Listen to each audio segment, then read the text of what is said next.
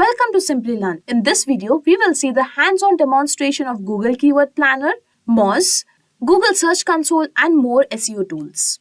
So before we begin, consider subscribing to Simplilearn and hit the bell icon to never miss any updates from us. And what we're going to do is start out with search engine optimization. Okay, so search engine optimization or organic search. We have a mixture of paid and free. So there's a lot of different platforms, but if you're focusing on SEO, you certainly need to use an SEO platform. So there's SEMrush. Okay, you also have Google Search Console, which is free. So if you don't have a SEO platform, you definitely need to be using Google Search Console. And so we'll take a closer look at that. There's Google Keyword Planner, which is actually situated under Google Ads. And so if you're running Google campaigns on Google Search Network or even the display network, you have access to a great tool called Keyword Planner. And if you know anything about SEO, you'll know that using Google's Keyword Planner is a good tool. So we'll take a look at that. Moz is a freemium tool, meaning they have a free trial that you can sign up for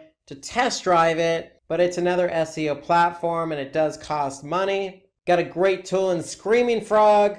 That's a paid version. Again, not too expensive. We'll talk a little bit more about that. And then we have, a tool in Ahrefs that help us with all aspects of SEO, primarily focusing on off-page. So these are just some examples that we're going to hone in on, but this is just a small subset of what really is available out there in the market. So let's go ahead and dive a little bit deeper and understand why we use some of these tools. Well, the first reason when we talk about SEO is to find relevant keywords. Not only do we want to find relevant keywords, we want to find relevant keywords with high volume and low competition. Okay, we wouldn't want to find non-relevant keywords with high competition, low volume. That wouldn't make sense. So we need a tool to kind of help us put it all together. And so the tool of choice for us is Google's Keyword Planner. And Google's Keyword Planner helps us hone in on keywords we may be interested in optimizing for, because not only one, are they relevant, but two, they're going to have high volume and low competition. So let's take a look at an example in Google's Keyword Planner. So here I am, I'm in Google's Keyword Planner, and as I mentioned before, Google's Keyword Planner is situated under Google Ads. Okay, so you have to have a Google Ads account to use Google's Keyword Planner. And so when you're in Google Ads, you simply go to Tools, and then under Tools, you're going to select Keyword Planner. So what we want to do is look for keywords. We're focusing on organic search, not necessarily paid search. So organic search, we want to hone in on some keywords. So let's just use one of the examples that Google's given us here, mail delivery. So we're going to just type in mail delivery and get some results. So notice I can enter a domain as a filter. And so in other words, hey, I could say, look, hone in on keywords related to this website if I wanted to. But I'm asking Google, hey, just give me something closely related to mail delivery because that's my business. So I'm going to click Get Results. Notice I can add another keyword if I wanted to, but I'm just going to stick with one keyword. But there are certainly other keywords that I can certainly hone in on if mail delivery is my business. And so let's just hone in on that one keyword, mail delivery. We want to be found organically for that keyword. So what Google Keyword Planner does is not only give us the keyword and other keywords relevant to that, but it gives us the average monthly search volumes. And this is an average over the course of the last 12 months. And notice here, I get a column for competition. So I'm able to see whether that's a very competitive keyword or not. And then just to give you an extra edge when you're choosing keywords, you can get a sense of what the keyword may cost if you wanted to bid on that for paid search. So for mail delivery, I can see it's anywhere between $7.46 and at the top of the page, high range, $16.61. So that should alert me to the fact that, hey, if I'm going to try and optimize for this keyword, I know it's competitive because not only Google is telling me it's competitive by telling me high competition, but I know that the cost per click seems a little bit high. And what is a little bit high? Well, I could see some other keywords here that, $1 to $3. Okay, I could see some other ones that are even lower than the $7 they're suggesting. So that's an indication that the keyword is highly competitive. So the idea here using Google's Keyword Planner is, one, we want to get an idea of what other keywords are out there that are relevant. So it helps stimulate some ideas for relevancy. Two, we can get an average monthly search volume. So we want to know on average over the past 12 months, how many search queries I can expect from this keyword. And then three, I can get a sense of the competition. How competitive is this keyword? So if I try to optimize for this keyword and I want to rank for it organically, is it competitive? If it's competitive, then it's probably going to take me a bit longer to be found for this keyword on page 1 of Google. So that's the whole idea behind Google's Keyword Planner. And note that you could change some of the settings here. So if you want to choose a different language, okay, you can hone in on a longer or shorter period of time. You can even choose a specific location. So I chose Texas. I can certainly choose the entire United States to get a sense of what the volume would be for the total US. So you have settings that you can change and manipulate to get you the data you need to choose keywords. So that's the whole idea behind Google's Keyword Planner, to find relevant keywords, high volume, low competition. Now, alternatively, I can certainly use another tool to find keywords. So I have a Moz account, so I logged into Moz. And Moz has a tool called Keyword Explorer. So if I use that same keyword I used in Google's Keyword Planner, mail delivery, I'm going to ask Moz to give me some data on that keyword. So this is for the entire United States. And again, I can change that if I wanted to. Okay, so I can hone in on a specific country or different country. So what Moz is telling me, hey, for this keyword in the entire United States, I'm looking at anywhere from 11,500 to 30,000 on monthly volume. Now what Moz does is they give you a difficulty score. So a difficulty score is a score between 1 and 100. And so I could see this is pretty much right down the middle in terms of difficulty. Okay, so if it's 0, it's an easy keyword. If it's 100, it's very difficult. And then that means you have a lot of competitors who are optimizing for this keyword, that are ranking for this keyword. And so Moz gives us the volume, they give us the competition, and they, just like Google's Keyword Planner, gives us some other keywords that we can potentially hone in on. So here I could see keyword delivery plans, delivery services, etc. So I can see a lot more suggestions than what's listed here. So Moz delivers a bunch of other analysis related to the keyword. They also give you some good keyword suggestions. So Moz is a good alternative tool, and we'll be coming back to Moz related to SEO for some other of its features. But for now, if you don't want to necessarily use Google's Keyword Planner because maybe you're not running Google Ads, you can always use Moz. Now remember, Moz has basically a freemium version, meaning you can sign up for a free account. And you could sign up for a free account as a test trial, and you could test it for a period of days and leverage its tools during that free trial to get a better sense of how these tools work. So we want to be able to use Moz. We want to be able to use Google's Keyword Planner, not only to search for all those relevant keywords available to you, but we want to be able to choose keywords with high volume and low difficulty, low competition. We also want to select primary and second keywords wisely. So remember, when you optimize, you're optimizing a page for more than one keyword. So you want to be able to have a nice portfolio of diverse, relevant keywords with high search volume and low difficulty. And then you want to be able to identify those keywords that your competitors are ranking for. So Moz gives you that information. And so we want to be able to leverage the tools available to us to choose the right keywords. So if you need any more information on this,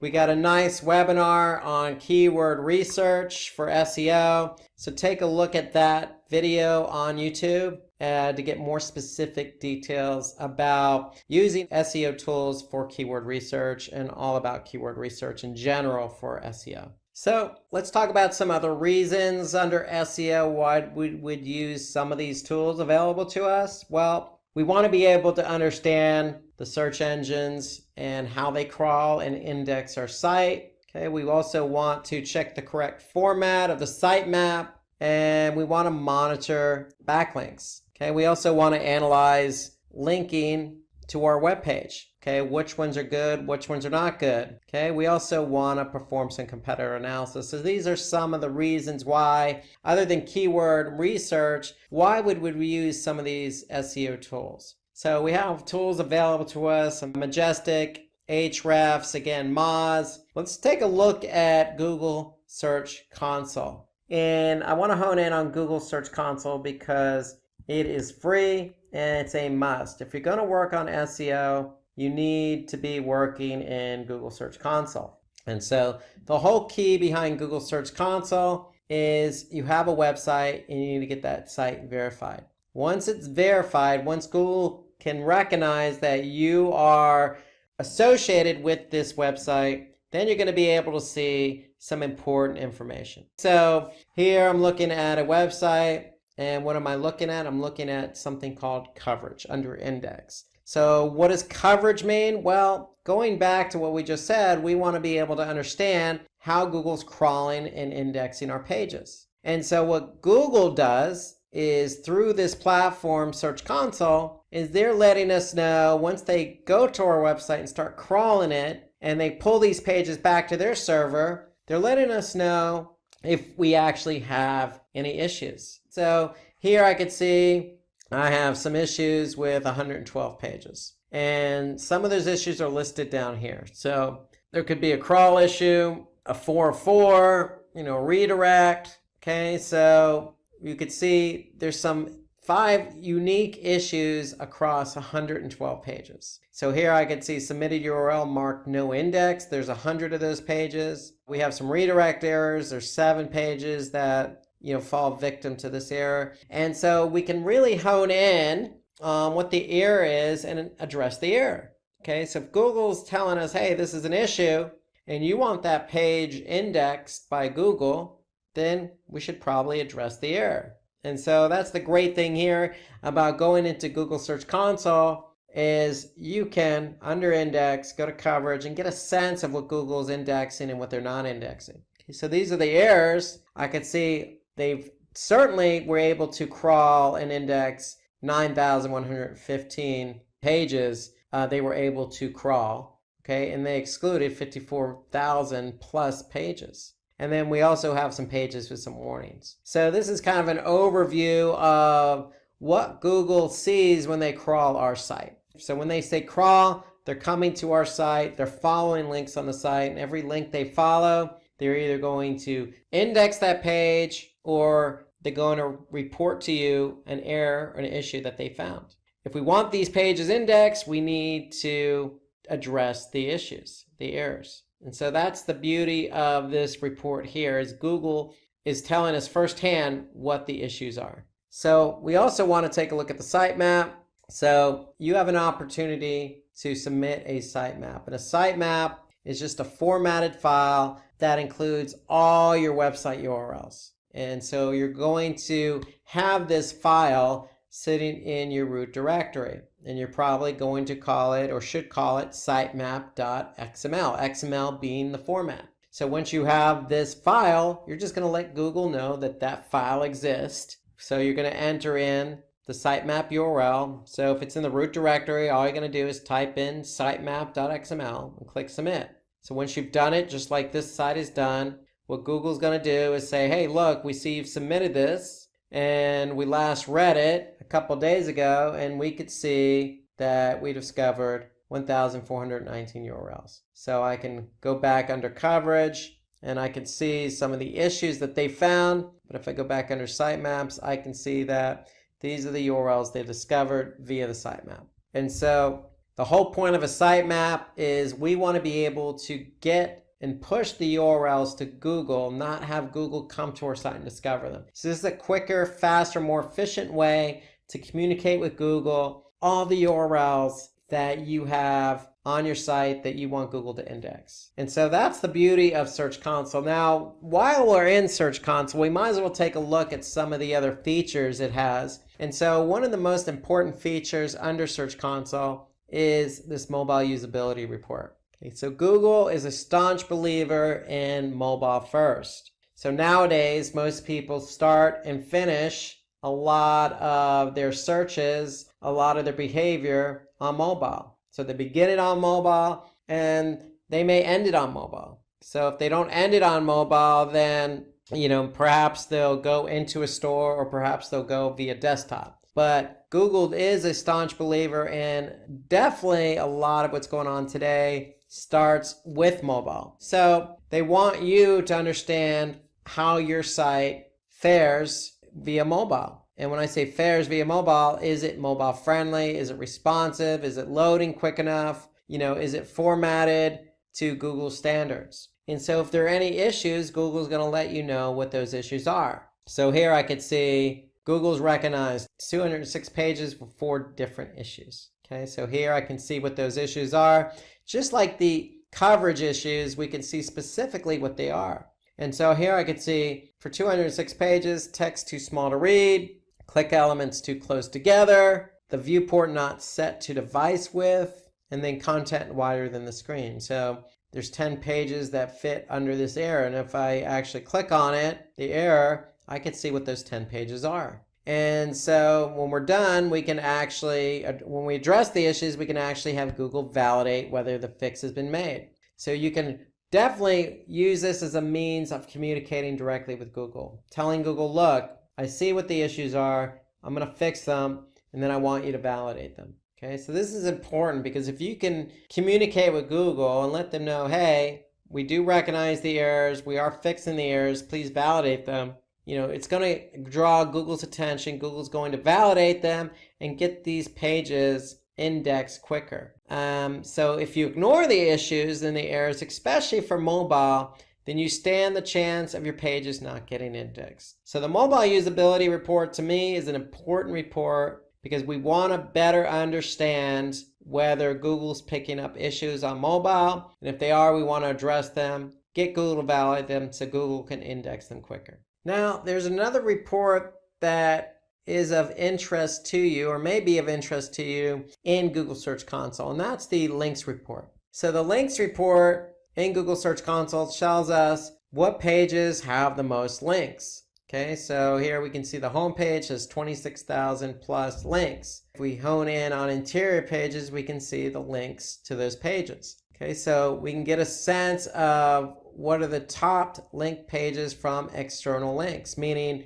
links on other websites pointing to these pages. I can also see internal links. So Google is recognizing links from within my website from one page to another. So external links, internal links, both factors for SEO when ranking. So then I could see top linking sites, what sites are linking to my site. And then I can see top linking text. So Google Search Console is giving me kind of an overview of what my linking structure looks like. Okay, so externally, I want links from other websites pointing to various pages on my site. And I certainly want my pages linking to one another on my site. And so I'll be able to better understand what that structure looks like using Google Search Console's links report. Okay, there's one more report that I think is of interest in Google Search Console, and that's the performance report. So the performance report is a report that actually you can link up with Google Analytics. So you could see the same report in Analytics if you're able to link up Google Search Console with Analytics. And you should be able to do that. All you need to do is make sure you use the same email address that you use for Analytics and Search Console. So it needs to be the same email address. You could certainly link up the two and have this data imported into Google Analytics. So what is this data that we're talking about? Well, it's called performance. So what we can actually see is the queries, the actual queries people are typing in to Google. So when they're typing them into Google, we can actually see how many impressions the keyword queries received and how many clicks the keyword queries received. And then I can see click-through rate and average position. Okay, so here I can see for this particular keyword on the first line, I could see over the course of the last 3 months, it received 209,297 impressions. So what does that mean? That means this keyword was used at least or typed in as a query at least that many times. And that's how many times my listing appeared in the Google search results pages based on this particular query. And so as a result of somebody typing in this query 209,000 plus times, this site received 120,000 plus clicks. So to get a sense of the click-through rate, all you would need to do, and Google can obviously do this for you, is you would simply just divide the 209,297 into the 120,397. Okay, so that's really going to give you, your click-through rate, and the click-through rate in this case is 57%. So over half of the clicks occur when this listing appears for this keyword. Okay, so we can get a sense of the click-through rate for each one. Okay, and you could simply just use the filtering here. Now, we can also see average position. Okay, so we could see a little bit more than that too. We can go from queries to pages. We can go from pages to countries. So we can get a sense of how many impressions and clicks I'm receiving by country. And importantly, we can see by device. So here I can see a majority of the people who conduct a search related to my website primarily do it on desktop. Now, I mentioned the beauty of the Google Search Console Performance Report is that you can link it up to Google Analytics. And when you do that, all you need to do then is go to Acquisition, Google Search Console, and then from there you could choose landing pages, countries, devices, or queries. So I can see the same data that I see in Search Console, but this time I'm looking at it in Google Analytics. And so here I can see what my search queries are, my clicks, my impressions, my click-through rate by search query, and then the average position. So that's the great thing about that performance report, is that when I link up Google Search Console with Analytics, I'm able to see that data in Analytics. So that's an added bonus, so to speak. Now, let's talk about some other reasons why we're going to use these SEO tools available to us. And so we already listed a number of different reasons, ranging from sitemaps to keyword research. But we also want to hone in on, what domains are driving links to our site. So I showed you an example in Search Console. We also want to, maybe identify and disavow poor backlinks. So Search Console is a great tool for that, because if we don't want to be associated with a particular website, we can certainly disavow that link. We could track a number of follow and no follow links. Okay, we could track our website's rankings. We can measure click-through rates and impressions, just as we did with Search Console. We could track keyword ranking for desktop, mobile, cross locations, just as we just did with the Search Console Performance Report. We can identify top performing, gaining, and losing keywords. Again, the performance report. So we could certainly look at the Google Search Console report, but if you have a platform like Moz, you can certainly also look at a lot of that data available. So for example, rankings. So if you have a Moz account, we can certainly go into rankings. Okay, and we can see for the keywords that we've chosen that we want to optimize for, we could certainly see where they rank. The great thing about Moz is it's a great tool, not only for rankings and on-page optimization, but for off-page optimization as well. So if I go ahead and take a look at a domain, for example, I'm just going to type in this domain.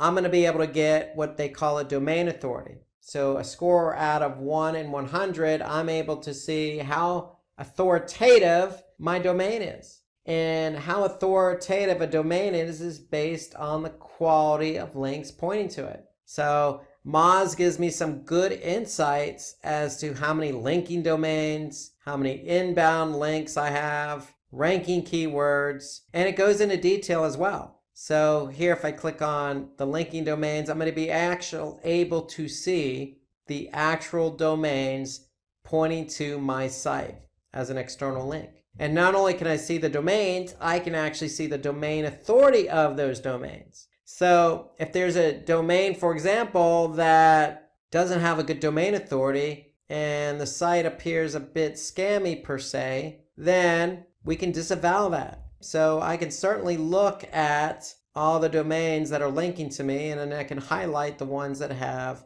poor domain authority. What Moz even takes it a step further. They also give me a spam score. So Moz is able to measure how spammy a website is. So if I have a combination of, say, a low domain authority and a high spam score, then I probably want to disavow myself from that site. And so I can use this report here. You can see here as I keep going down. For example, I could see this particular website has a domain authority of 26 and it has a spam score of 16%. So not a good combination. This should alert me to the fact that, hey, this particular site, because it has so many links pointing to me, or it has at least one link pointing to me, that I probably want to disavow myself because it's probably hurting my own domain authority. So that's the great thing about this linking domains report, is I'm able to hone in on not only who's linking to me, meaning domain,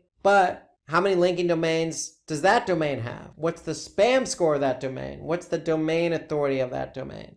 And then I can get into a little bit more detail and actually see, all the links pointing to that domain. So it really goes into detail about backlinks, domain authority, spam, etc. Everything you need to use in order to measure off-page SEO. So that's the great thing about Moz, is they have not only on-page SEO tools, but off-page SEO tools. And Moz is a freemium, so to speak. So here you can see, if you just go to moz.com/free-SEO-tools, you'll be able to use some of these tools available to you, not just for SEO, but also for local SEO as well. So here, you like some of these tools, you can start your free 30-day trial. So I use and lean on Moz a lot for all that it has to offer, from choosing keywords to rankings report, to checking issues on my website, to even checking who's linking to me. So this fits in the mold with everything I need to do for SEO. So in addition to that keyword research video, you could certainly lean on some other webinars that we've done in the past on SEO. So we've done a webinar on SEO tools, and we've also done a webinar on SEO tips and tricks. So if you want any more information about the tools we covered, or SEO in general, take a look at those two videos and check them out. And that should kind of complement what we talked about with using some of the tools, Google's Keyword Planner, Moz, and Google Search Console. Staying ahead in your career requires continuous learning and upskilling. Whether you're a student aiming to learn today's top skills or a working professional looking to advance your career, we've got you covered. Explore our impressive catalog of certification programs in cutting-edge domains, including data science, cloud computing, cybersecurity, AI, machine learning, or digital marketing. Designed in collaboration with leading universities and top corporations, and delivered by industry experts, choose any of our programs and set yourself on the path to career success. Click the link in the description to know more.